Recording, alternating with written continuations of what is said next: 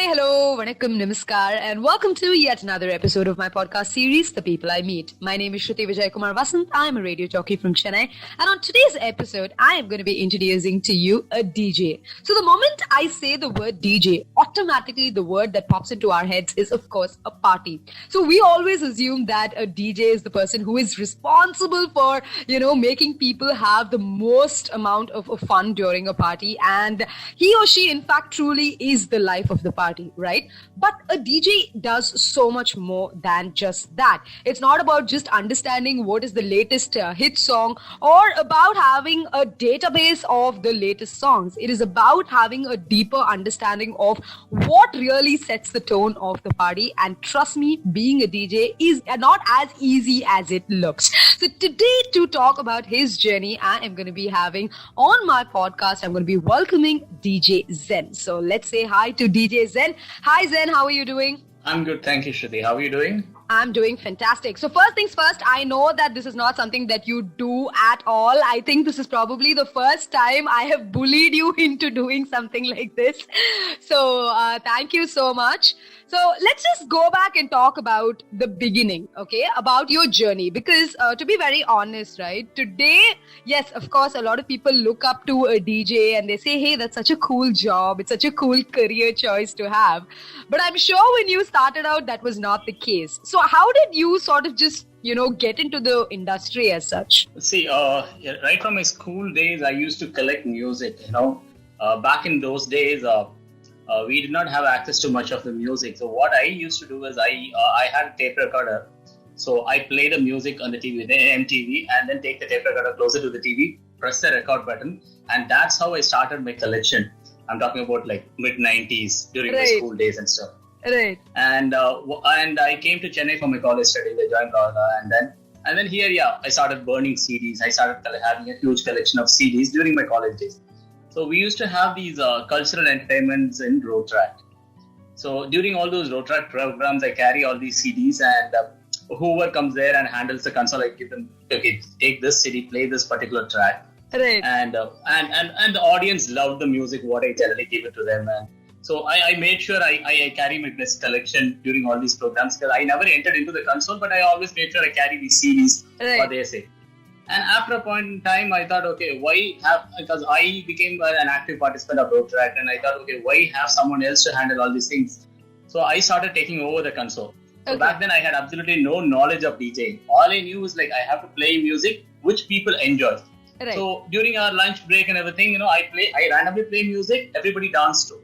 And slowly that is how my DJing career actually started, without having absolutely no knowledge about the console, nothing. Right. My only aim was to play good music and make people happy. Right. So it's pretty much like in Road Track we had people from different states, as in like people who speak different languages, and we had different age group. So you have to make everybody play music for everyone. Mm-hmm. And so I started focusing on that, and then slowly I started learning the technicalities behind the console. So we used to have the basic DJ console in these events, and it's nothing but a dual CD player. Okay. So you just have to play one CD in one player, another CD in another player. You just have to play fast. That's all I knew. Right. And so then I started learning the technicalities behind it. Okay, how the whole mixing works, everything. Pretty much it's all self-learned thing. Okay. And that's how the whole journey started. So I started doing all my experiments in Road Track, because that was like my home ground. Nobody will criticize me for something or something like that. So as long as so it was like the only challenge I was facing is like I have to make sure people listen to new music and they enjoy it. Right. So and eventually the Road Track events also got bigger, and we started having like proper DJ sessions for the students and everything. And a few of my friends, they started event management companies, so they started giving me opportunities in proper events. Right. And that's how it all started actually. It actually takes me back to those days when you were talking about like a tape recorder and a mix, right? I don't even think half the kids who are probably listening to this podcast today know what that looks like, right? I mean, we're talking about tape recorders and these cassettes, because I remember like we share a lot of memes, right? And us being typical 90s kids, when we look back at this tape recorder or, even a CD, like the term burning a CD itself is so alien to the kids of today. They have music on the go with the help of the internet. So today, cut to today, right, where technology is playing such a huge role in our lives. Where do you sort of see the industry going as such? Because I'm sure with the kind of, years, I'm sure you've been in the industry for close to about like 15 plus years, right? Yeah, kind of about 17 years now since I started actually playing DJ as professional. Okay, so how do you sort of see the growth from back then to now? What do you think are like the major sort of changes that have happened? So when I started DJing, there's hardly very few DJs in the city actually. So back then, when you say DJing, it's all about clubs and pubs. We did not have much DJing in events or any family events as such. So the North Indian culture, they had Sangeet and all these functions. They had DJs, but in South India, especially Tamil Nadu, we did not have the whole DJing culture in private events, only for the clubs and pubs. So that slowly started changing from 2010 onwards. The whole gradual change slowly from 2005. I personally, 2003 to 2007, the growth was very slow, and from 2010 onwards, so every street started having a DJ. It's kind of like that. I mean, the whole point is it's not about DJing. Everybody wants to understand how this whole mixing works. Everybody started collecting music. So initially, people did not even have collection of music because it was very expensive. Right. You had to buy CDs and you had to buy cassettes and vinyls and all those things. So when you have a collection of music itself, it's a very expensive thing. See, right now you can all download music and burn your own CDs and stuff. And that, I mean, in the early 2010s and stuff. Right. And so now it's all streaming services. So the whole process changed from that to now. So now even have AI is playing music for your parties. True. So, yeah. And you have softwares. All you have to do is like put all your favorite collection. It will randomly pick. It will sort the tempo and everything, and it will start playing music for you for your parties. But no matter, but a human touch is always something special. There are few things that AI cannot replace, and DJing is definitely one of them. You have to read the pulse of the people, and you need to play the right music for them. And it's not about just maintaining the tempo or maintaining the energy, but it's like you need to know when to play what track so that you make the people stay on the floor for a longer time. Right. So that you need the human touch for that. So right now it's all, everything is virtual. So I personally had clients calling me and like, Zen, I need music for 1 hour. Can you just mix 1 hour music and just send it to me so that we can play it? So now people are actually asking that. So I personally will never do that. I mean, see, even if it's going to be for 1 hour and even if it's going to be a virtual party, you need to see how people are actually responding to the song. You need to change the music accordingly. You can't have a pre-mix set prepared and play it for them. Right. So yeah, the whole changes, in my almost like 20 years of career, this is what I've been seeing. Right. And that's a huge sort of growth, right? I mean, from, like how we were talking about burning CDs to having an expensive music collection, because I know how difficult it was, especially if you were a student. Even if you were in college, your allowance as such was quite minimal, right? And if you had to save up that 99 rupees to go get a CD that had like the best of A.R. Rahman or even the more fancier, the English music of the 90s and the 2000s, it still was a very expensive affair. And cut to today, we have the streaming services, and you were talking about how AI has sort of taken over, a little bit of the technological space that we sort of live in today. So going back and talking about this personal touch, Zen, what do you think, makes a good DJ? Because today I see a lot of people experimenting with their career choices. Today I see a lot of people, going ahead and picking up the not so conventional mainstream careers. Right? So what do you think sort of makes a good DJ? DJing, personally, if you ask me, when you play in the clubs and pubs, that's a completely different thing. And when you play in events, it's a completely different thing. And the third type is like getting into proper production and, focusing on your own music. Okay. So in other countries, most of the other countries, when you say DJ, most of them are like music producers. Most of them prepare their own music and at least their own remixes. Oh. And so now see here the whole process is kind of that's evolving here also. So now the whole remix scene has grown. In 2000, early 2000s, we hardly get remixes, as in like Indian music remixes. Right. Now every song you search, you have like some hundreds, and most of them had absolutely no exposure to DJing, but they put a tag DJ and their name because they remix a track and they release it. Right. So a successful producer, there's no guarantee a successful producer can be a good DJ in a club to make people dance, and not necessarily a DJ who can make any crowd go crazy can actually produce a good track.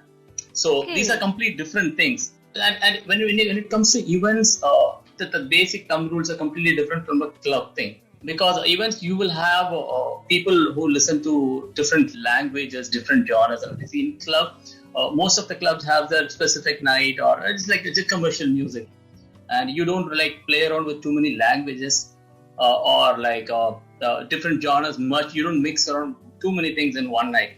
But when it comes to event, sometimes you have to play an 80s music, and then within 15-20 seconds you will have to play a completely latest one. So because in events you have to satisfy everybody. That is how the event DJing works. So yeah. So it's not just about, because see, a lot of people have these misconceptions, right? Like every profession has that. For example, if somebody looks at an RJ, or if somebody looks at an MC, or if somebody looks at a television host, they think, oh, nalla pesa, if you know how to talk well, if you know how to present yourself, that's all it's required to become any of these things. So similarly, a lot of people, look at a DJ and say, oh, it's a very awesome life to live. It's always about parties. It's always about, being surrounded by music and things like that. So what are those misconceptions about the industry as such that you hate listening to? Like, you're like, Shruti, why do they think this? See, when it comes to all these arts and entertainment industry itself, a lot of people have a complete misconception. Right. So when people are when people who works in movie industry, they think, oh, you are surrounded by superstars and everybody are all artists all the time. But for DJs also, people think, oh, you guys always go to the clubs, you always party. Right. But again, see, we most of us, we take it as a job. It's like how you go to an office 9 o'clock to 9 to 5 or something. For us, going to a club is not, though we have fun, end of the day, it's what pays for our food. So It's we take things seriously. It's not like partying all the time. We have to focus. It's more about the people, how people actually have fun on the dance floor more than what we actually enjoy. Sometimes that's how it works. And sometimes you have to play music which you absolutely hate, but your audience enjoy it. So you can't. I mean, see, there are DJs who's I will not play the music which I don't like. Okay. It's there are people. I mean, there are DJs who stick to a specific genre. I mean, that's up. I mean, there's nothing wrong with that, and there's nothing wrong with playing around with different languages or different kind of genres. So you have to choose how you want to take your career forward. Right. If you want to be a good producer, if you want to stick to a specific genre, then you have to focus on that. And the thing is, again, everything in the end comes down to how much money you make. See, passion is definitely one thing, but when your passion pays you, it's amazing. Right. But otherwise, it's little challenging unless and until end of the day you have to see. You can be an amazing producer when you have an amazing gadgets and equipment and everything. And for that, you need an investment. So, right. Otherwise, see, again, even with the minimal stuff, you can. But it's the whole process takes a longer time. When you have the privilege to actually not do anything and just focus on your passion for 1 year, and for people who have to take care of other things and work on their passion simultaneously, the whole it's in years. It's not even months. It's in years. The growth what one person can achieve from the other one, and so again in DJing, people think it's fun and DJs make a lot of money. Trust me, DJs don't really make a lot of money, and they're all these memes and everything. So it starts with okay, the organizer makes a lot of money, and then so it goes down. Some DJs oh, you guys get paid for these things. Yeah. So, a lot of events you have an opening DJ who plays for exposure. I mean, that's how the industry works. So a lot of people, they think it's a very fancy thing, and I still get a lot of calls. People call there is a 12th standard kid who called me, is I want to become a DJ. I make amazing remixes. So I don't want to take up college, and I want to start focusing on DJing. My mom is not allowing me. What should I do? I'm like, see, I'm not a career counselor, but I'm not really sure how you got my number.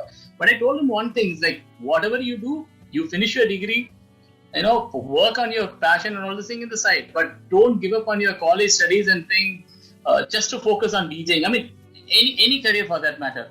Right. You need a degree, and the education is important. I told him, like, you are right now just in 12th, and you can't like, he was like trying to question like DJing versus his college studies. I mean, that is something that thought should never come into your mind. Right. I mean, you have to work on your weekends, in the evenings, and think you can focus on things. Because most of people, they think once you become a DJ, you can start making a lot of money. It's a lot of fame. The fame also comes along with the money. But that is not the case. There's so many DJs in the city still struggling. I mean, amazing talents. A lot of my friends. And they still struggle so much in terms of financially. For their skill set, they should be representing the country now in international thing. But again, opportunities doesn't really come your way just because you have like a lot of talent and skill. So it takes its own time. And sometimes the opportunities won't even come your way, and people like had to like switch for the financial reasons. Right. So this whole DJing, all the DJs have fun, they drink, they party all the time. That's the biggest misconception. A lot of people still a lot of DJs I know who don't even drink or smoke. Right. And people see, personally, I don't even smoke. And when I say when I tell people, oh, come on, you are a DJ, you don't even smoke. I mean, it's got nothing to do with becoming a DJ or like being a DJ. You don't really have to smoke or drink or party. You don't even have to go to parties when you are not working. Right. It's just the stereotype that people associate with the particular, profession that you're sort of doing. Right, which actually brings me to my question, Zen, because we were talking about opportunity and about this, child calling you up and asking you about this. So how do you sort of see the industry as such in India as a country? Because till today, like even today, as much as I feel that it is opening up and a lot of people are doing, unconventional job roles, how do you sort of feel that the industry is opening up? Because maybe music-wise, we still are a little behind compared to abroad, right? So how do you sort of see the industry in India at this point? See, the whole the DJing industry, it is growing. The whole thing, it is taking different forms. Literally, like I said, initially it was just clubs and pubs, and now it's events and even on all these hostels and colleges, everywhere. Music is an important part of life these days. Everything, every program, any get together, there's nothing happens without playing music. Even if it is an absolutely formal event, you just play some walk-in music for people to go on stage. And that makes a huge difference. So again, DJing will be there, whatever the technological advancement happens, and the DJing will always be there. There will always be a DJ to play the music and so. And India is definitely not at par with other countries, and we are slightly behind. We still have like all these curfews, and 11 o'clock, 10:30, the club has to close, music has to stop, and all.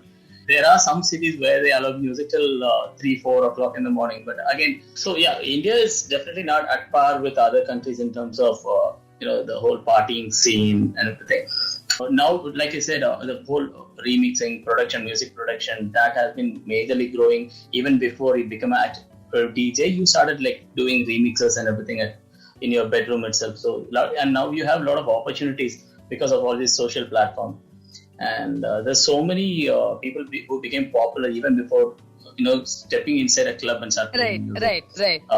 And calling themselves a DJ because they make really good remixes, and when they put it out on the platform, and if your track is remixes is good and it reaches, I mean, now like everything trends and goes viral. Right. And if you have a solid content, the social media gives you an amazing platform.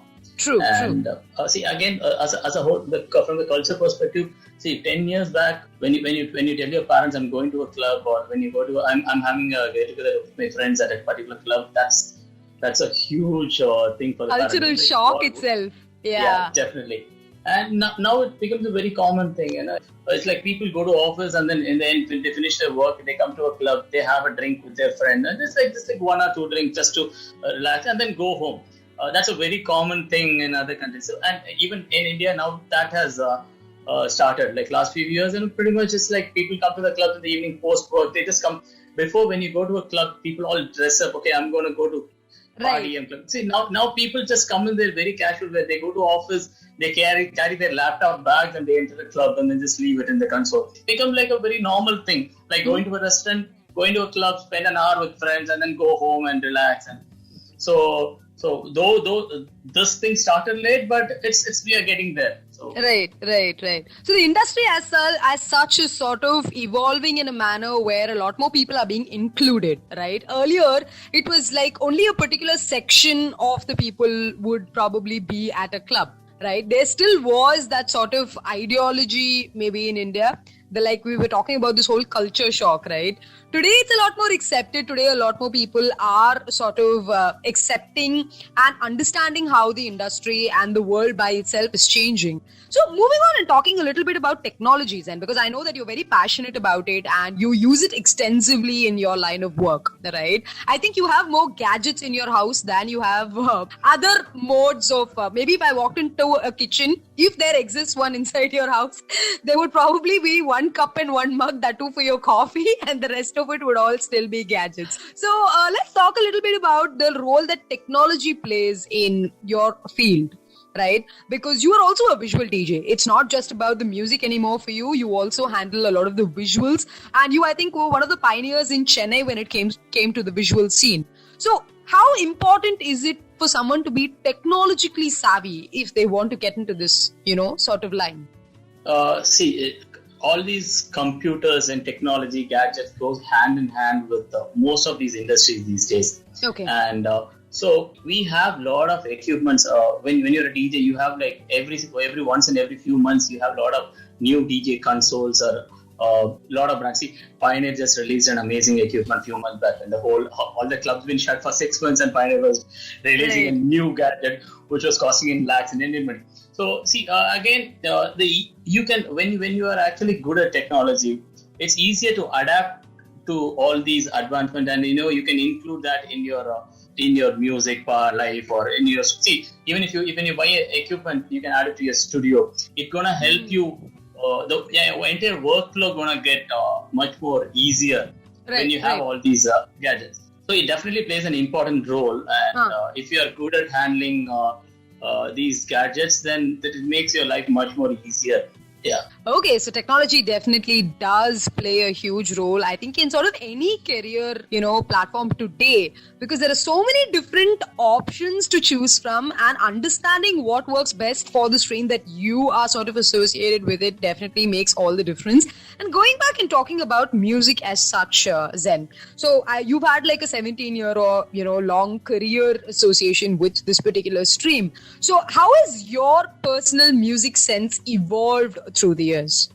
See, initially, back in those days when I started listening to music, I was more into 80s rock, and it was always like Metallica, Nirvana, and and then Linkin Park. So see, this is the kind of music I started listening to, and eventually, so now it's like, and then at one phase we were all into all this electronic music, psychedelic trance, and techno.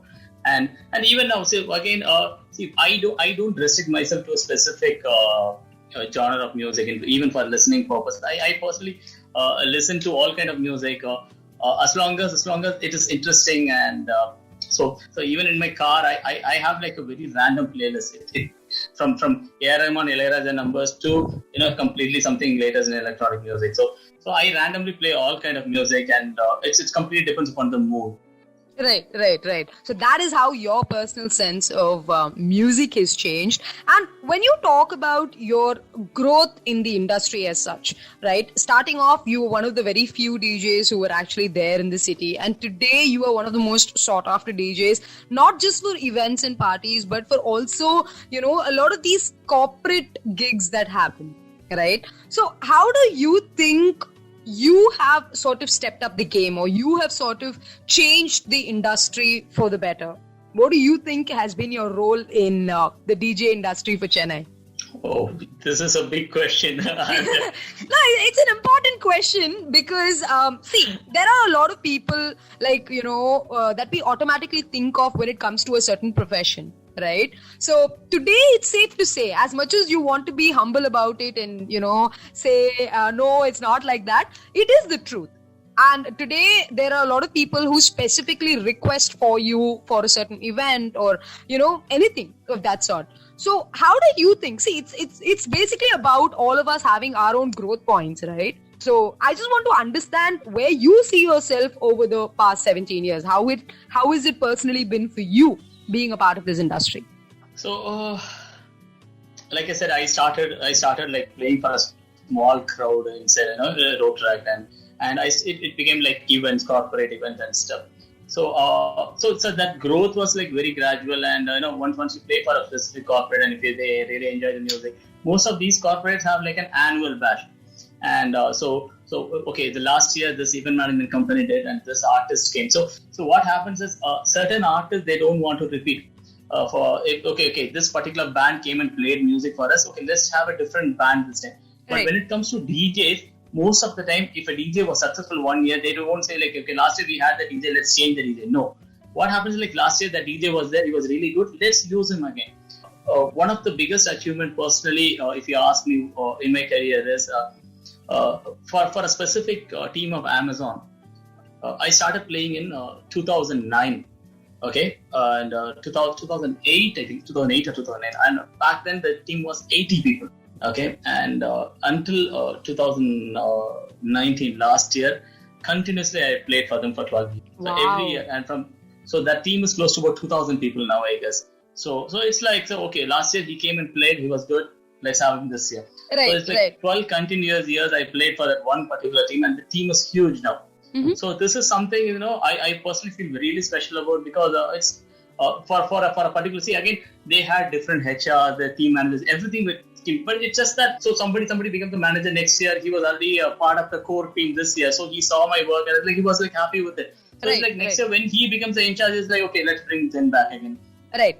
So 12 years is like it's more than half of my whole career, and it's like continuously, repeatedly playing for a specific audience. So similarly, I have a lot of clients who I'm continuously playing for so many years, like 5 years, 6 years, for the same client. So every time, and there are families who have been playing for like more than 10 years. It's like I played for their their birthdays, and then they get married. Some 18th birthday, or then married, and then the kid's birthday. It's like the whole relationship like stays for a little longer when you are actually put in all your effort and give them what the memorable thing for them. And a lot of families like this still, they have kids who started going to school, and they're like, so definitely our most memorable thing was our Sangeet, like, which happened some 10 years back. Right. So people are like, so when people talk about such things, that is what I personally feel like really, something special, and that's personally like a biggest achievement for me. People remember you even after 10 years, and it's hardly for about an hour or two you play music for them, and they still remember you for that. And see, again, so since I said, like I said, road track, so a lot of people in road tracks, a lot of DJs has come up from road track, and a lot of them actually personally come and tell me, like, I started DJing looking at you do in road track, and you are my inspiration. It's like, so I'm not really sure what I actually contributed personally to this much, but when people come and tell you such things, it feels good. Like I try to support them as best I can. In terms of like when they have certain doubts, or when people still call me like, okay, I'm planning to buy a laptop, and can you suggest me which laptop goes well for DJing, which will go for a video DJing. So I tell them, like, depend upon their budget and stuff. I help them out. Right. And so these are like very, very small contributions which I can actually do, which I'm doing it. So other than that, I won't say I contribute much to the whole industry as such. So I'm doing my work, and people see your work, and then see, when I started video DJing, there's hardly 2 or 3 guys were sitting in the city where they were into videos. Okay. And when it was a multilingual DJing, so and all those video DJing were in clubs, and they were only English music. Okay. So as far as I know, I started multilingual video DJing. So I was one of the few DJs in the city who transitioned from the whole CDJ. Using CDs for DJing to the laptops. Right. So because video DJing, you needed the video files to be played. Okay. So you need a laptop, so you cannot do that with a regular DJ console. Right. So I started DJing in my laptop from 2007 2008 during that time, and I was facing some issues with certain clubs. So I did guest DJ nights and clubs because I completely skipped the whole resident DJ part. So the whole DJing thing for me was events. So I was never into the clubs as such, as like going to a club as a resident DJ and all. So I did a small stint in a specific club for about 3 months. Actually I met some amazing people during that time. But the thing that the club owner had a idea, playing music through laptop is bad. Okay. So according to them, music has to be played through CDs. So when you play through an MP3 file or something, the music it's completely gets ruined and it's sounding really bad. But yeah, in a way, yes, definitely playing through a CD is much better than playing as an MP3 file. It's a lot of compression happens and so. But after a point, you cannot keep, especially when you're playing multilingual parties, and you cannot carry like tons and tons of CDs for every events. Right. So that since I was into events, it was kind of an important thing for me to switch to the digital medium. To carry a laptop and hard disk was much more easier than carrying some 5-6 cases.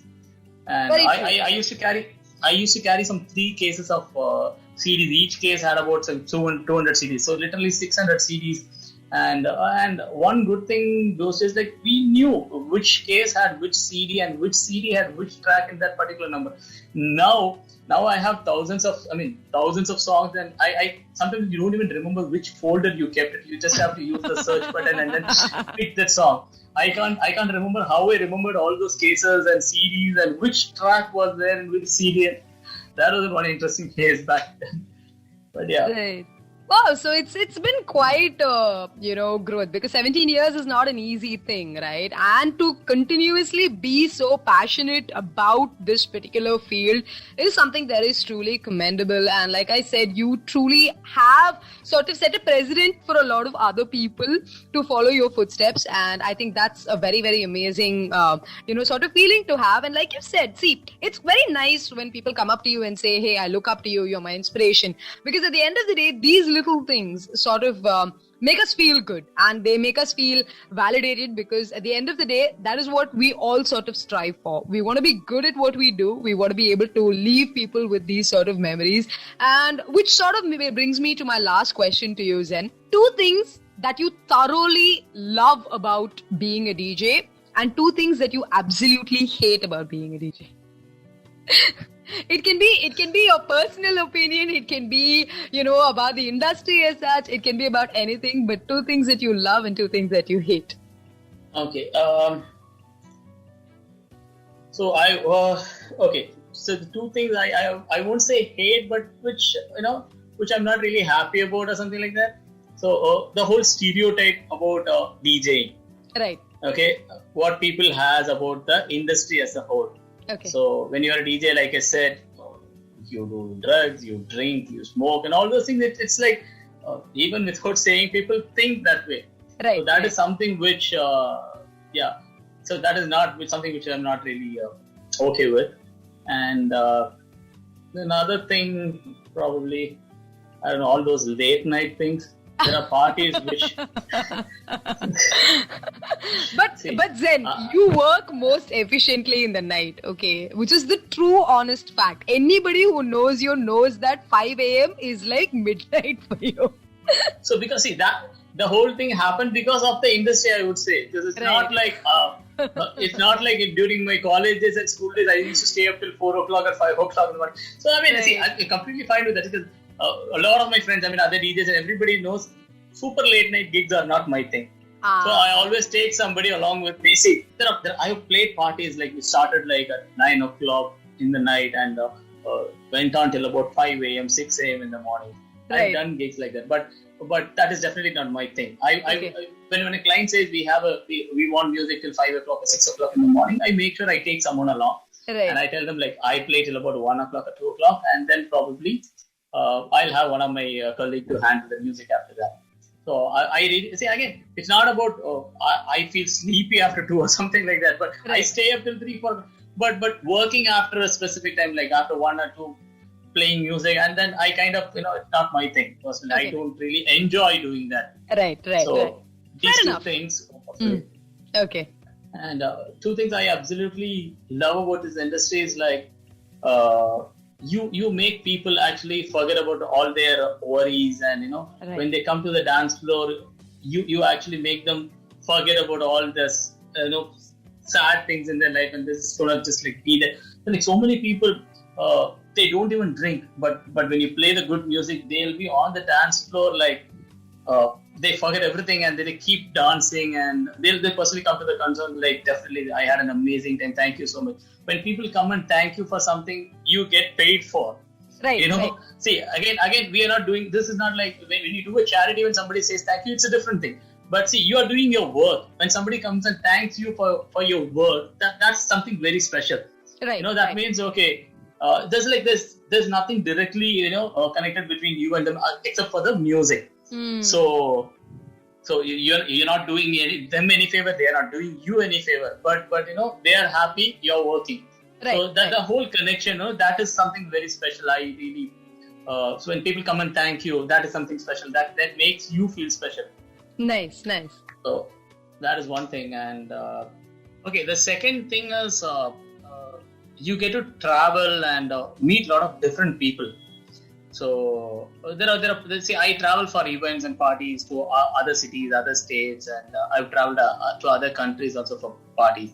So these opportunities doesn't really come otherwise, right? And lot of different. When I play for events, I get to meet and learn about the backstory of a lot of brands, what happened, what goes behind the scenes, and then there are a lot of conferences we attend, okay?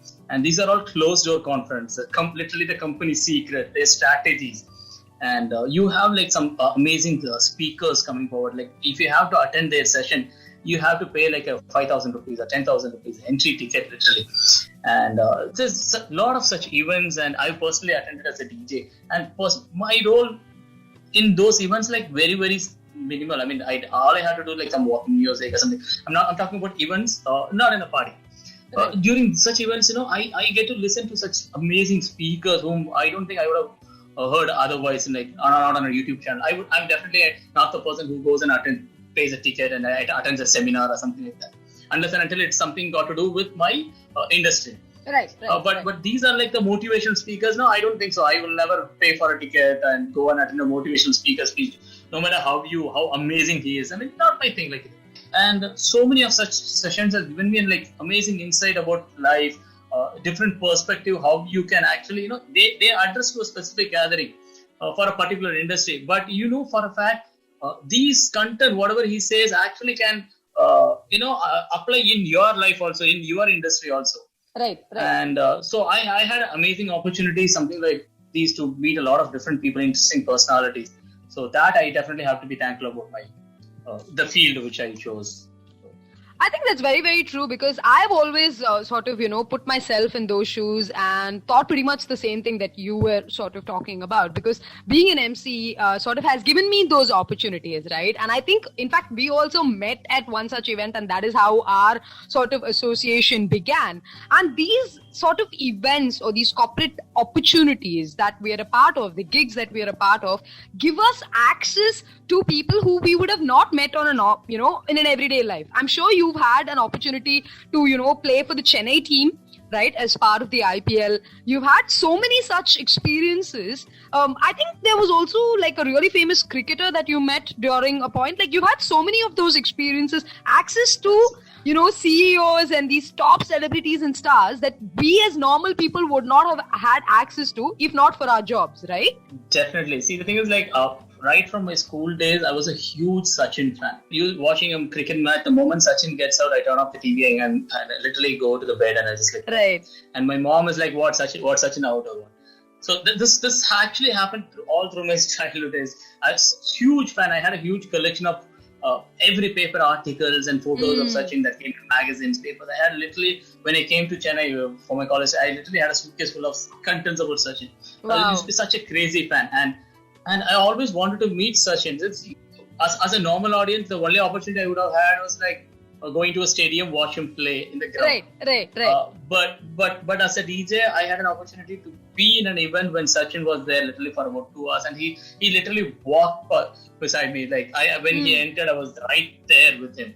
Right. And so these opportunities, I don't think I would have got in any other industry. I don't think so. So definitely, I'm glad for that. Such as so last year, I was part of the entertainment crew for Chennai Super Kings. So see, people are like crazy fans of the CSK, and they'll do anything to see those players in person. And when you carry a brand like that, when you have an ID card that says things like this, these are all like it's completely something very, very memorable. And such opportunities doesn't really come to everybody. Very true. See, and I think those are one of like the perks of the industry that we're a part of, the arts and the entertainment industry, which I think is why some people sort of tend to have that stereotype saying that, MCs or, DJs or people who are part of this event management crew tend to always live life on the high side, which is far from the reality. We are not living that high life all the time. We are not the celebrities. We just get an access to be able to interact with the celebrities. So that definitely, I agree with you, is one of the perks of, the industry as such that you're a part of as well. Right. So it's a very interesting world out there. Okay, something that I think I've only seen from the forefront. I've never ever thought that there's so much that happens behind the scenes, behind the console, because I know very often DJs say, the next time someone comes and asks me to play a song, I'm really going to lose it and just plug out the connection. I'm sure you had those moments where somebody has repeatedly come and asked you to play a particular song and you've said, no, I'm not going to play this song. How do you sort of handle that situation? How do you tell somebody, I am going to play your track but not now? Oh yeah, so this is something which I say absolutely hate. So I have to include this particular thing to that. Right. So the thing is, when you have like even 500 people dancing on the floor, there will be like 2-3 guys who can be an absolute pain in such parties. See, in a club it's different. Right. You can tell them like straight away, no, I can't play your music because if it doesn't fit the genre, like when you play completely a commercial or hip hop night, and then somebody comes and asks for techno music, you can tell them like, no, this is tonight is like we're gonna play only hip hop and we're not gonna play techno music. And when you play a techno, it's like both the other way around. Like we can't play any commercial music. But when it comes to an event, you can't really say no to the client directly in their face. You will never know how important he is to that the one person, who's gonna pay you. Right. So you have to be very diplomatically handle the situation. It's like, yeah, definitely I'll play. I mean, it'll be completely, for a fact, there are like 200 people dancing, and the moment you play this song, out of the 200, some 100 people are going to move away. Because you know for sure. But you cannot take it. And at the same time, you can't completely say no to this particular person on their face. So you'll be like, okay, I'm going to play in sometime. Just give me some time. So I'm going to bring the tempo down, and then during that time, I'll definitely. There are people who personally come to the concert and they'll be like, okay, I have this particular request. Can you please play whenever you can? Right. So when somebody comes and says that, you want to like include that particular number in your set, like at some point, because when the way somebody comes and asks for a request and the kind of song also matters. But with somebody. There are things, in events, the client will come and say, like, my dad liked this song really a lot, and if there is any possibility if you could play this number, he'll be very happy. And such things, for a fact, nobody will dance to that. But that one person, making that one person happy is something very important in an event. Correct. So even if nobody dancing, that guy gonna come to the floor and is like, hey, and just shake his hand, that's gonna be memorable for everybody. So I'm just saying in a complete event perspective. So we make sure like play that particular number. But there are people who's like, I don't care. I am paying the money. So there are clients who's like, I'm the one who's paying. I don't know. I want the song played now. That also happens. And at times you can't do anything because he's the main client. And to some extent you try to, make them understand. See, if I play the song, you are paying and it is your party. But again, there's so many people dancing. You want their happiness matters or like yours. If I'm gonna play this, somebody will be like, no, everybody will dance to this particular song. But out of your own experience, how that particular song can completely ruin the party. Right. But sometimes you really can't help it. So yeah. Right. Okay, so that's how diplomatically Mr. DJ Zen will sort of tell you the next time you go and ask him a request at an event. But again, this is just a very personal sort of observation that I've had, which I just wanted to ask you, because I've asked quite a few DJs, not on a podcast or not on an interview like this. Off the record, I've asked a lot of people how they react to it, and it was a very similar response. So once again, I know that I really put you out of your comfort zone in asking you to do this interview series with me as part of my podcast. So thank you so much, Zen, for being a part of it. And I hope that the sort of answers that you have given me today will sort of help someone understand what goes on in the mind of a DJ and what really happens in the industry as such, because there's so little information that we have, right? As people, we're always very curious. Especially, they always say the grass is greener on the other side, right? You want to go and see what is happening behind a console, but not a lot of people understand how much it takes to become a DJ and how important or how pivotal the role of a DJ is in ensuring that the party keeps going. So thank you so much for your valuable insight. I hope you had fun. Thank you so much. I am not doing this ever again. That is such see, this is like the first time you've done it, so which means that there will be a lot more such amazing opportunities for you to, tell the world what exactly it takes to be a DJ. You don't always have to be the man behind the console. You also can be the man behind the mic. Don't you think so? Come on, Zen. Like, I'm giving you the motivation to be this. I'll definitely try to work on that. But yeah, this is, like you said, this is not my comfort zone. I can't actually talk on a mic or in front of a camera. Even when I'm in the parties, it's like, unless and until it's very important to actually take the mic and say something, I always avoid that. So okay. Not my thing. Not your thing. But today Zen was the guest on my podcast series, The People I Meet, on this particular episode. So we got a little bit of an insight as to what exactly happens in the life of a DJ and what the industry is sort of all about. So the next time you meet a DJ at a club or at a party, just be respectful of the job that they do, because they are the ones keeping the music going, right? So this was DJ Zen joining me today on my episode of the podcast series, The People I Meet. I will catch you with yet another interesting personality, yet another interesting story on yet another interesting episode of my podcast series. So until I meet you the next time, this is me, Shruti Vijaykumar Vasant, a radio jockey from Chennai, signing off. Take good care of yourself and thank you for tuning in. Take care.